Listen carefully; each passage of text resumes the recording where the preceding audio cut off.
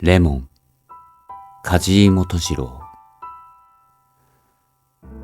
得体の知れない不吉な塊が私の心を始終押さえつけていた。焦燥と言おうか、嫌悪と言おうか。酒を飲んだ後に二日酔いがあるように、酒を毎日飲んでいると二日酔いに相当した時期がやってくる。それが来たのだ。これはちょっといけなかった。結果した配線カタルや神経衰弱がいけないのではない。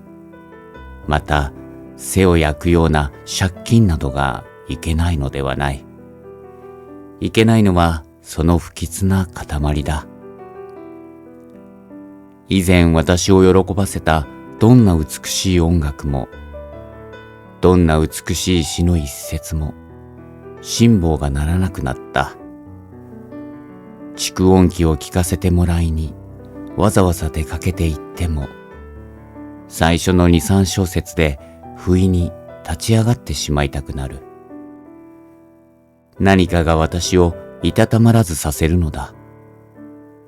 それで始終、私は街から街を浮浪し続けていた。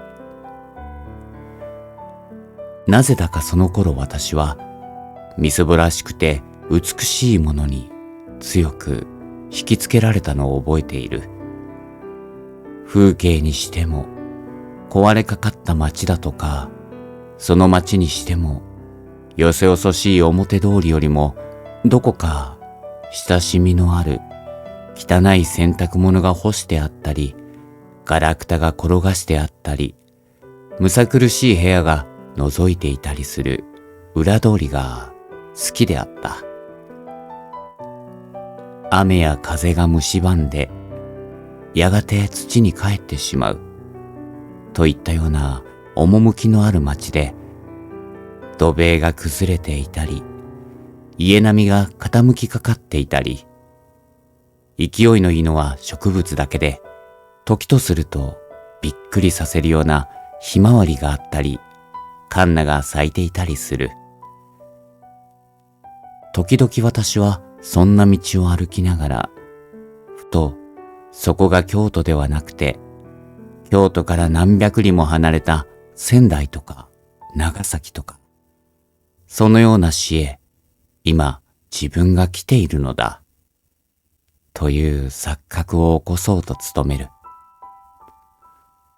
私はできることなら、京都から逃げ出して、誰一人知らないような市へ行ってしまいたかった。第一に安静、がらんとした旅館の一室、正常な布団、匂いのいい蚊帳と、ノリのよく効いた浴衣。そこで一月ほど何も思わず横になりたい。願わくは、ここがいつの間にか、その死になっているのだったら、錯覚がようやく成功し始めると、私はそれからそれへ想像の絵の具を塗りつけてゆく。何のことはない。私の錯覚と壊れかかった街との二重写しである。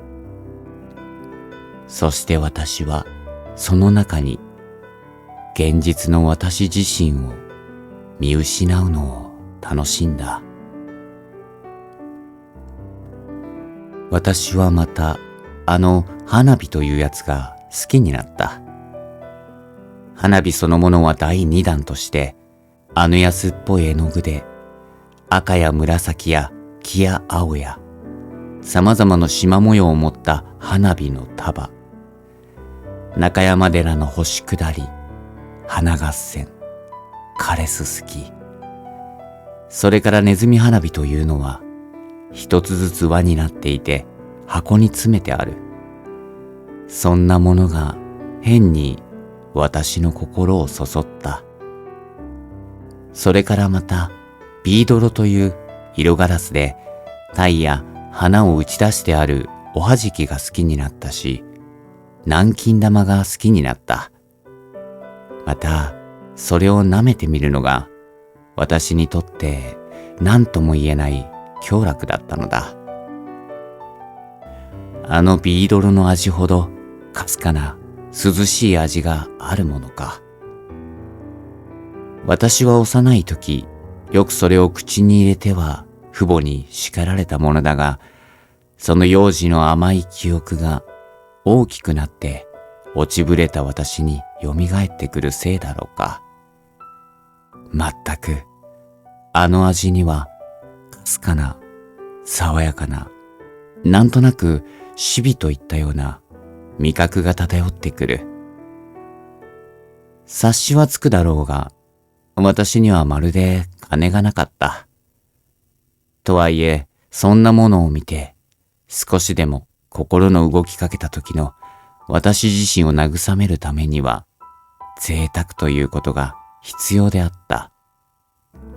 2銭や3銭のもの、と言って贅沢なもの、美しいもの、と言って無気力な私の触覚にむしろ媚びてくるもの。そういったものが次年、私を慰めるのだ。生活がまだ蝕まれていなかった以前、私の好きであったところは、例えば丸善であった。赤や木の大所や大戸木人、洒落た切子細工や天下なロココ趣味の浮き模様を持った琥珀色や翡翠色の香水瓶、キセル、小刀、石鹸、タバコ。私はそんなものを見るのに小一時間も費やすことがあった。そして結局、一等いい鉛筆を一本買うくらいの贅沢をするのだった。しかし、ここももうその頃の私にとっては重苦しい場所に過ぎなかった。書籍、学生、勘定代。これらは皆借金取りの亡霊のように私には見えるのだった。ある朝、その頃私は甲の友達から乙の友達へというふうに友達の下宿を転々として暮らしていたのだが、友達が学校へ出てしまった後の空虚な空気の中に没然と一人取り残された。私はまたそこからさまよい出なければならなかった。何かが私を追い立てる。そして町から町へ。先に言ったような裏通りを歩いたり、駄菓子屋の前で立ち止まったり、乾物屋の干しエビや棒だらや湯葉を眺めたり、とうとう私は二条の方へ寺町を下がり、そこの果物屋で足を止めた。ここでちょっとその果物屋を紹介したいのだが、その果物屋は私の知っていた範囲で最も好きな店であった。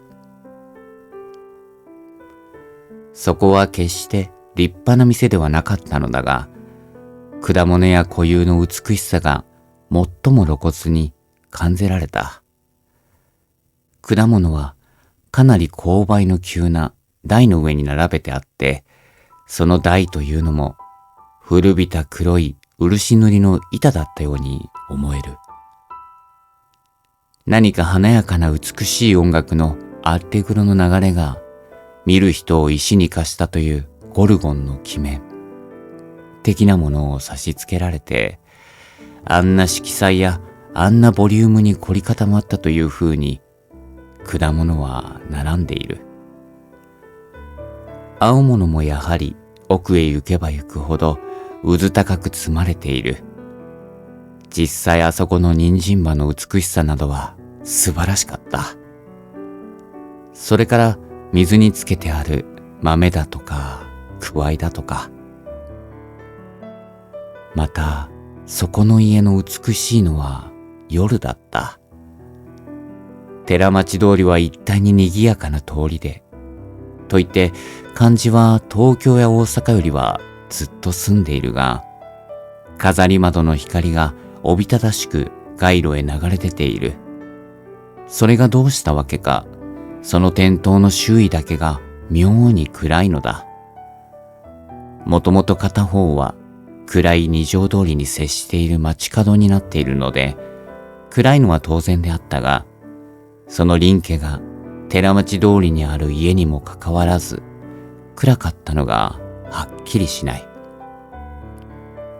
しかし、その家が暗くなかったら、あんなにも私を誘惑するには至らなかったと思う。もう一つは、その家の打ち出したひさしなのだが、そのひさしが目深にかぶった帽子のひさしのように、これは形容というよりも、おや、あそこの店は帽子のひさしをやけに下げているぞ、と思わせるほどなので、ひさしの上はこれも真っ暗なのだ。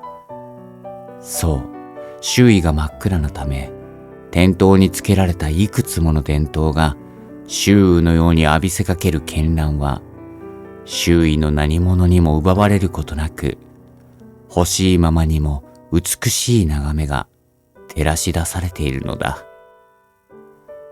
裸の電灯が細長い螺旋棒をキリキリ目の中へ差し込んでくる往来に立って、また近所にある鍵屋の2階のガラス窓を透かして眺めたこの果物店の眺めほど、その時々の私を狂がらせたものは寺町の中でも稀だった。その日、私はいつになくその店で買い物をした。というのは、その店には珍しいレモンが出ていたのだ。レモンなどごくありふれている。が、その店というのもみすぼらしくはないまでも、ただ当たり前の八百屋に過ぎなかったので、それまであまり見かけたことはなかった。一体私はあのレモンが好きだ。レモンエローの絵の具をチューブから絞り出して固めたようなあの単純な色も、それからあの竹の詰まった防水系の格好も。結局私はそれを一つだけ買うことにした。それからの私はどこへどう歩いたのだろう。私は長い間街を歩いていた。始終私の心を押さえつけていた不吉な塊が、それを握った瞬間からいくらか緩んできたと見えて、私は街の上で非常に幸福であった。あんなにしつこかった憂鬱が、そんなものの一家で紛らされる。あるいは不審なことが逆説的な本当であった。それにしても、心というやつは、なんという不可思議なやつだろう。そのレモンの冷たさは、例えようもなくよかった。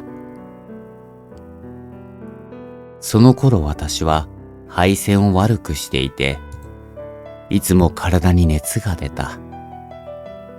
事実、友達の誰彼に、私の熱を見せびらかすために手の握り合いなどをしてみるのだが、私の手のひらが誰のよりも熱かった。その熱いせいだったのだろう。握っている手のひらから身内に染み通っていくようなその冷たさは心地よいものだった。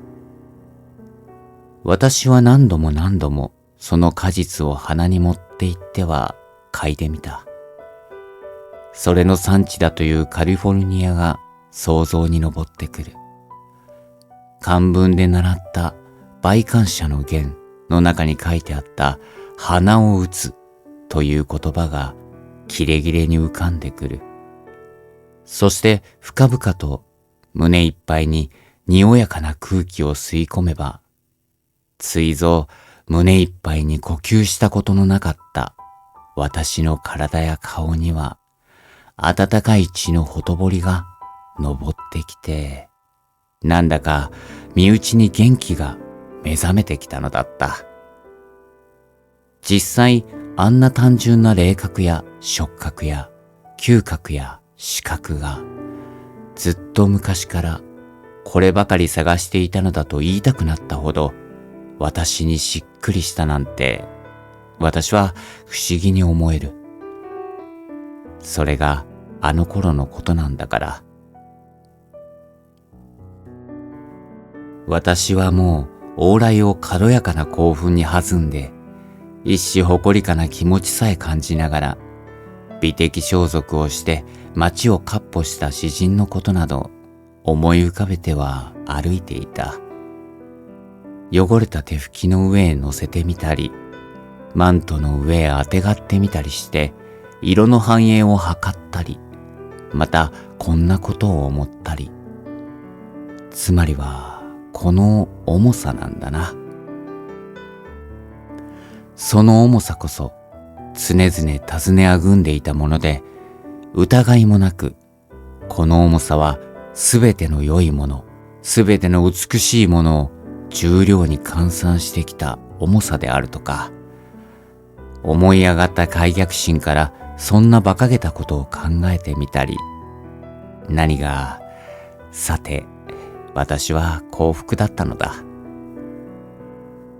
どこをどう歩いたのだろう。私が最後に立ったのは丸善の前だった。平常あんなに避けていた丸善が、その時の私にはやすやすと入れるように思えた。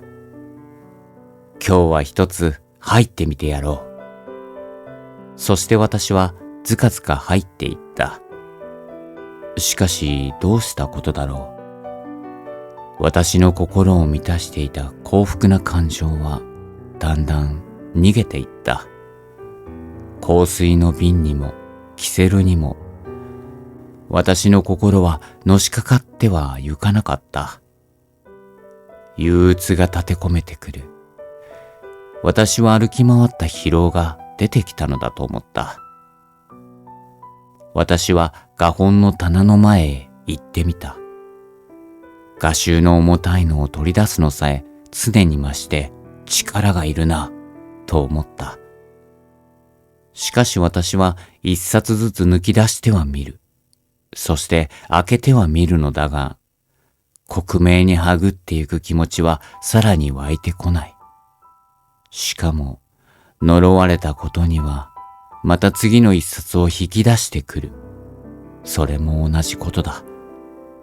それでいて一度バラバラとやってみなくては気が済まないのだ。それ以上はたまらなくなってそこへ置いてしまう。以前の位置へ戻すことさえできない。私は幾度もそれを繰り返した。とうとうおしまいには日頃から大好きだったアングルの橙色の重い本までなお一層の耐え難さのために置いてしまった。なんという呪われたことだ。手の筋肉に疲労が残っている。私は憂鬱になってしまって自分が抜いたまま積み重ねた本の群れを眺めていた。以前にはあんなに私を引きつけた画本がどうしたことだろう。一枚一枚に目をさらし終わって後、さて、あまりに尋常な周囲を見回す時のあの変にそぐわない気持ちを、私を以前には好んで味わっていたものであった。あ、そうだそうだ。その時私はたもとの中のレモンを思い出した。本の色彩をごちゃごちゃに積み上げて、一度このレモンで試してみたら、そうだ。私にまた先ほどの軽やかな興奮が帰ってきた。私は手当たり次第に積み上げ、また慌ただしく潰し、また慌ただしく築き上げた。新しく引き抜いて付け加えたり、取り去ったりした。奇怪な幻想的な城が、その度に赤くなったり、青くなったりした。やっとそれは出来上がった。そして軽く踊り上がる心を制しながら、その城壁の頂に恐る恐るレモンを据え付けた。そしてそれは上出来だった。見渡すと、そのレモンの色彩はガチャガチャした色の海潮をひっそりと紡錘形の体の中へ吸収してしまって、カーンと冴え返っていた。私は埃っぽいマルゼンの中の空気が、そのレモンの周囲だけ変に緊張しているような気がした。私はしばらくそれを眺めていた。不意に第二のアイデアが起こった。その奇妙な企みはむしろ私をぎょっとさせた。それをそのままにしておいて、私は何食わぬ顔をして外へ出る。私は変にくすぐったい気持ちがした。出て行こうかな。そうだ、出て行こう。そして私はスタスタ出て行った。